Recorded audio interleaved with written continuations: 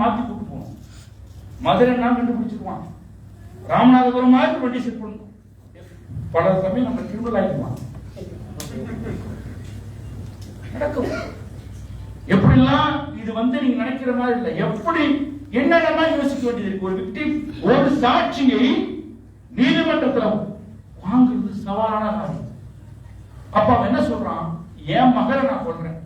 நல்லா புரிஞ்சுக்கணும், என் மகளை கொல்றேன். இப்ப கௌசல்யா நமக்கு சாட்சி சொன்னாங்க. ஒரு காதலன் இருக்கிறான், ஒரு காதலி இருக்கிறா. அந்த பொண்ணை அப்பாக்காரன் கொண்டுறான். அவன் எப்படி வழக்கு நடத்துவான்? நடத்த மாட்டான். அப்ப யார் கேஸ் போடுவாங்கன்னா விஓ போடுவார், வில்லேஜ் அட்மினிஸ்ட்ரேட்டிவ் ஆபீசர் போடுவார். நான் பணத்தை பார்க்கிறேன், அப்பதான் கம்ப்ளைண்ட். அந்த விஓவை சமரசம் பண்ணி பேசி தரங்க. அவனுக்கு அக்கறை வேண்டியதில்லை. செத்து பொண்ணு தமகனா அது அரசாங்கத்தோட கேஸா மாறும். அப்ப ஒரு எளிதாக காம்ப்ரமைஸ் பண்ணி மிரட்டுற ஒரு போக்கு அங்க இருக்கும். அதனாலதான் தனித்த ஒரு சட்டம் தேவைன்னு சொல்றோம். அப்ப இதுல அது மட்டும் இல்லை, இதுல சாதி பஞ்சாயத்து ரோல் இருக்கு, பொலிட்டிக்கல் பார்ட்டி ரோல் இருக்கு. நாங்க எழுதுற சட்டத்துல சொல்றோம், ஒரு இடத்துல வருது, ஆணவ கொலைக்கு தெரிந்தோ தெரியாமலோ யாராவது ஈடுபட்டாங்கன்னா அந்த பொலிட்டிக்கல் பார்ட்டி தடை விதிக்கணும் அப்படின்னு சொல்லியிருக்கோம்.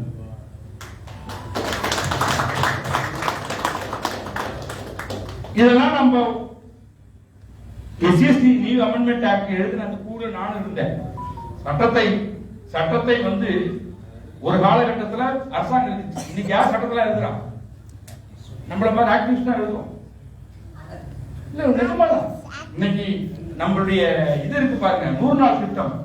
100 நாள் திட்டம் கொண்டு வந்தது ஒரு ஆக்டிவிஸ்ட் தான். தகவல் பெறும் உரிமை சட்டம் இந்தியாவில் கொண்டு வந்தது ஆக்டிவிஸ்ட் தான். யாருக்கு பெண்களும் கிடையாது, ஆக்டிவிஸ்ட் தான் கொண்டு வந்தாங்க. என்ன பிரச்சனை எங்களுக்கு என்ன, நாங்க என்ன பொலிட்டிக்கல் பார்ட்டி கிடையாது. இப்ப கிட்டு ஐயா இருக்கிற மாதிரி அவருக்கு மிகப்பெரிய படைப்பாளம் இருக்கும், மாவட்டம் இருக்கும், ஒன்றியம் இருக்கும், கிராமம் இருக்கும், நகரம் இருக்கும். எனக்கு எங்க இருக்கும்? ஆறுதலா இருக்கு.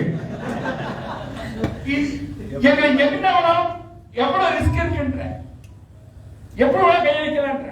வாழ்க்கையில 3 முறை அட்டெம்ப்ட் மர்டர் நடந்திருக்கு, 7 முறை தாக்குதல் நடந்திருக்கு. என்ன நடக்கும்? ஆணவ கொலை எதிர்த்து களமாடுவதற்கு ஆக்டிவிஸ்ட் கொல்லப்படுறாங்க. ஹியூமன் ரைட்ஸ் டிஃபெண்டர் மர்டர் நடக்குது.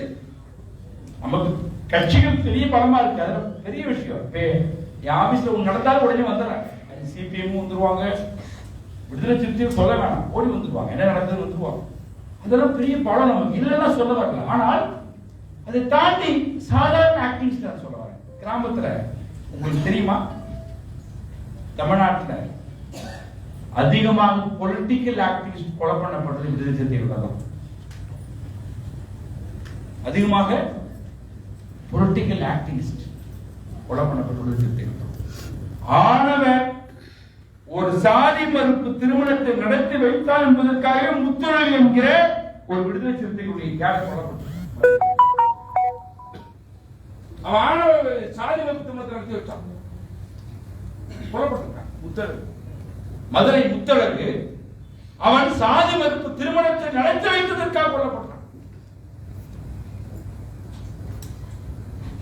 இந்த சிபிஎம் ஆபீஸ் அடிச்சுருக்காங்க பார்த்தீங்களா? அந்த மாதிரி கொடூரம், அதை விட கொடூரம், உயிரெடுத்துட்டான். இந்த படுகொலை நடந்த இடத்துல நான் போறேன். இன்னைக்கு ஓரளவுக்கு நீதி கிடைப்பதற்கு முக்கியமான காரணம் இயக்கங்களாக இருந்தாலும் உண்மையாலுமே அந்த பணத்தை வச்சுக்கிட்டு நீதி கூடுறான்னு நினைக்கிற பணத்தையே கருவியாக மாத்திர கேடயமாக மாத்திர அரசியல் ரொம்ப முக்கியமான அரசியல் நான் பார்க்கிறேன். நிறைய பேர் கிரிட்டிசைஸ் பண்ணுவோம், அதெல்லாம் அதை பத்தி குப்பை. ஆனால் அவளுக்கு இருக்கிற அதுதான் எனக்கு நியாயம், அரெஸ்ட் பண்ணி அதுக்கப்புறம் பணத்தை வாங்குறேன்.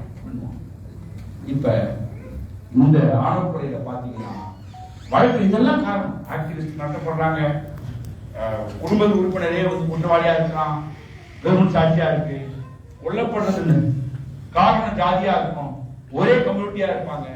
அப்ப ஒரு தனித்த சட்டம் தேவை என்கிற ஒரு வாதம் முன்வைக்கிறது.